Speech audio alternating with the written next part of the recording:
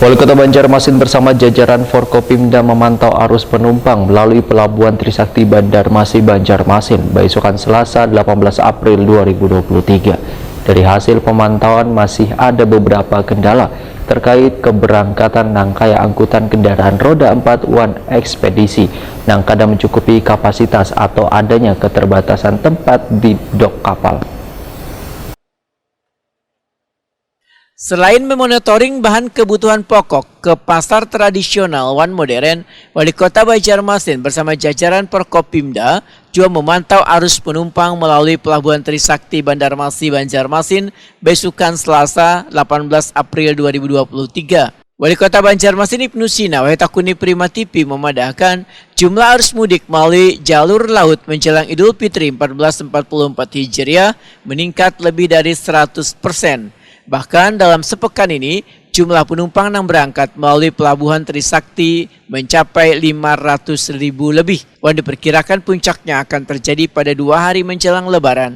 Pemantauan ini bertujuan, ujar Ibnu Sina, untuk memastikan seberatan penumpang bisa sampai ke tempat tujuan dengan aman dan selamat. Walaupun kada dipungkiri, dari hasil pemantauan masih ada beberapa kendala terkait keberangkatan nangkaya angkutan kendaraan roda 4 One Ekspedisi yang kada mencukupi kapasitas atau adanya keterbatasan tempat di dok kapal. Sedangkan permasalahan lainnya terkait masih ada sebagian calon penumpang yang belum paham membeli tiket secara online, sehingga banyak dari mereka yang sepekan lebih berada di Pelabuhan Trisakti Banjarmasin sambil menunggu keberangkatan kapal.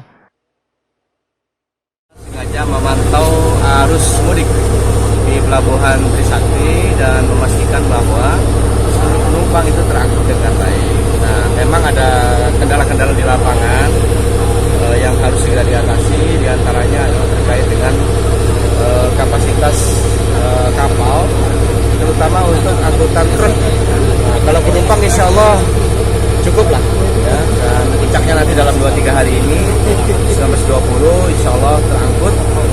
Tadi prediksi dari pihak pelabuhan sekitar 15 ribuan ya dalam satu pekan ini, mudah-mudahan bisa terangkut semua. Hanya tadi yang jadi kendala adalah angkutan truk ya, dan juga ekspedisi yang memang ada pembatasan di Surabayanya ya, Pak. Ini ada pembatasan di Surabayanya sehingga kalau tidak mau mereka parkir di sini dulu sementara sopirnya itu mau pulang kampung.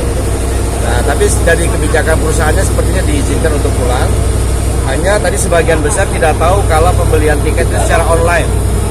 Nah, jadi sebetulnya mereka udah seminggu di sini, tapi nggak dapat tiket. Ibnu Sina berharap adanya pihak terkait untuk memberikan informasi terkait pembelian tiket secara online kepada penumpang, supaya arus mudik dan balik nanti di Pelabuhan Trisakti Banjarmasin berjalan lancar.